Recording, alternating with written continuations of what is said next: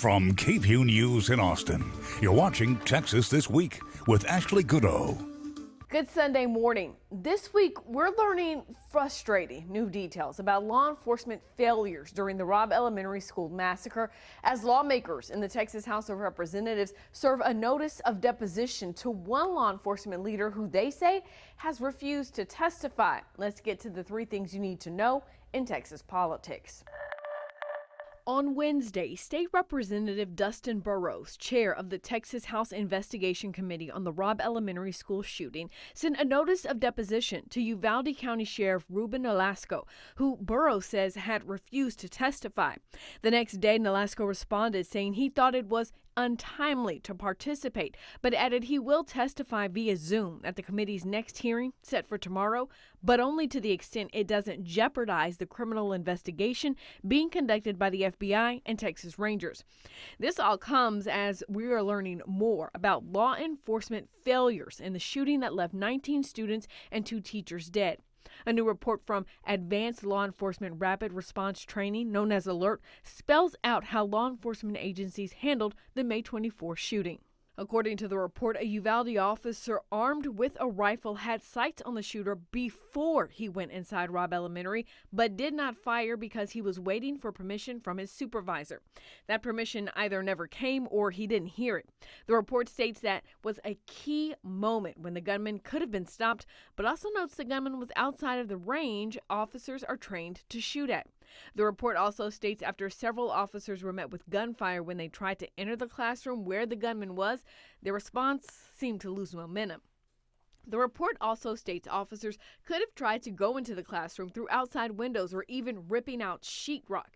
And it repeated what state police leaders have said. The officers had ample firepower and protection, including tear gas canisters.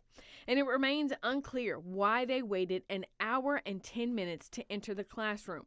The mayor of Uvalde is disputing the report that an officer missed the chance to stop the gunman, saying no Uvalde officer saw the shooter before he went into the school. But the team at ALERT says they stand by their report. Governor Greg Abbott is taking executive action to address migrants entering Texas unlawfully at the Mexico border. On Thursday, he issued an executive order authorizing the Texas National Guard and Texas Department of Public Safety to apprehend migrants who cross the border in between ports of entry and take them to a port on the border. Opponents call the move a political stunt that violates civil rights, and the White House is condemning the order. Meanwhile, reporters with ProPublica and the Texas Tribune learned the U.S. Department of Justice is investigating Operation Lone Star, the governor's multi-billion-dollar border initiative for civil rights violations.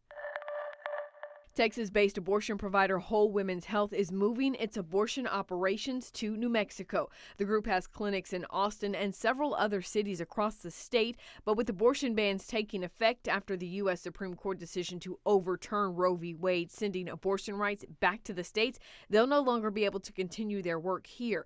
New Mexico is the closest state that still will allow some level of abortion access. As we inch closer to the November election, a new poll from the Texas Tribune and Texas Politics Project at UT Austin is giving us new insights on where Texas voters stand. James Henson, director of the Texas Politics Project, joined me to talk about the results. First, briefly lay out for us the methodology behind this poll.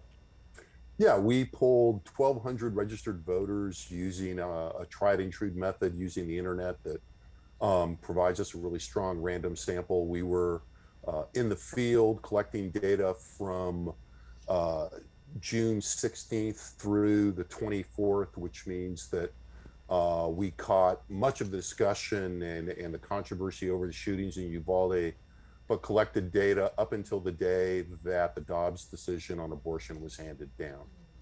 You know, perhaps the biggest headline, Governor Greg Abbott's lead against Democratic opponent Beto O'Rourke is shrinking. Tell us where voters stand. Yeah, we had Greg Abbott with 45% of registered voters, Beto O'Rourke with 39%, about 10% undecided, and then about 6% distributed among third-party candidates or people that are just kind of waiting for someone else. So a 6-point lead for Governor Abbott, which is within the range that we've seen this race in the last six or 8 weeks. We were in the field with a poll in April, and we had this race at about 10 points. There have been several polls now between roughly 5 and 8 or 9 in the last few weeks. So I think we fell within that pattern. Are there other results from the poll that give you some insight on why Governor Abbott's lead could possibly be shrinking? Well, I mean, I think some of it is in the poll and some of it is just sort of in the ether. In the poll, one of the things that we saw that really recurred throughout this particular poll is that Texans are in an incredibly negative mood about incumbents, about economic conditions, about the direction of the state. I think one of the most telling results in this poll is that when we asked Texans whether they thought the state was, on the, headed in the right direction or off on the wrong track number was 59%, which is as high as we've seen it since we started doing this poll in 2008. So there's an enormous amount of negative energy out there. Virtually everybody's job approval ratings, from Joe Biden down to the Texas legislature and to Congress, everybody's job approval ratings were down in this poll. So I think there is a real simmering dissatisfaction out there that is frankly kind of reaching a boil, and I think that it hurt all incumbents. In addition to the November races, your team also asked Texas voters about several other issues. Now, one of the big issues, of course, that will be before the legislature in 2023 is school safety. And in the wake of the Robb Elementary School shooting, there is a call for gun reform. Your team talked to voters about that. One of the results that I thought was really interesting is you asked which factor is most to blame for the recent mass shootings in the U.S. What did the respondents say? Well, we gave respondents a choice of several factors, 8 or 9 factors. The most common response is that people blamed current gun laws. About a quarter of Texans said that current gun laws were the factor most to blame. But coming in fairly close at 20% was failures in the mental health system. So, as with so many poll results that you and I have talked about over the years, Ashley, you have to look at the differences between the two major parties to kind of sort this out.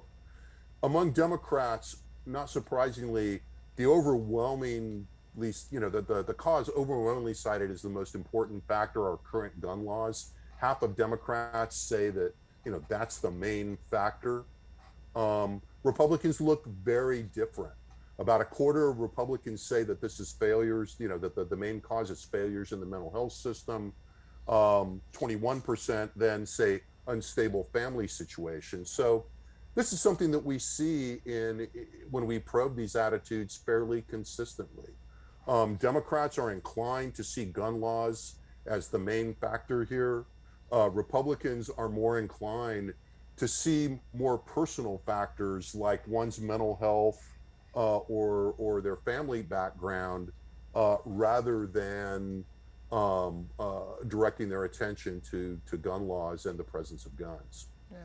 There are some issues, though, where Republicans and Democrats do see a little more eye to eye. You asked voters about expanded background checks. This seems to be one of those things where both sides can somewhat agree. Yeah, one of the interesting aspects of the gun issue and in some ways one of the more frustrating is that there is a lot of public support for some of the more moderate measures in the realm of gun safety. So as you mentioned, we found majority support among Texans for more comprehensive background checks and for so-called red flag laws, which would allow, for judicial proceedings that would remove guns from the possession of people that are deemed to be risk to themselves or to others.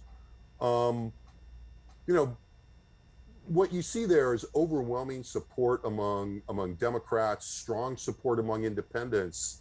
And while you find support among Republicans, there's still substantial opposition. In many cases in these issues, it's minority opposition, but it's a non-trivial share of Republicans, and it's the most conservative Republicans that are driving party politics inside the Republican Party. You've been doing this for some time now, and I don't think many results surprise you, but was there anything in this poll that kind of made you scratch your head a little bit? Well, it surprised me a little, but I think one of the things that I really noticed in this poll, because I think it's a little bit of a signal, is just how much John Cornyn's job approval ratings dropped. Senator Cornyn's approval ratings just cratered. He went from about, -7 in his job ratings, which meant that 7% in April, 7% more people in April disapproved of the job he was doing than approved of it. In June, after he took leadership on the gun issue in the Senate and in Washington, D.C., the negative, his job approval rating is north of -20. He lost support among all groups. His job disapproval rating among Republicans doubled.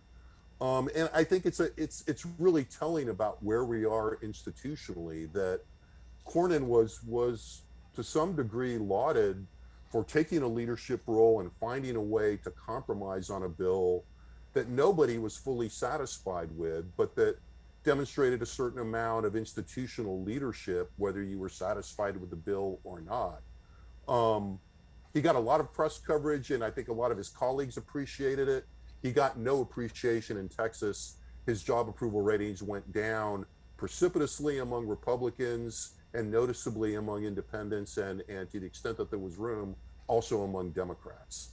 And it's a real commentary, I think, on where we are at this moment with the traditional process of compromise that has driven Congress.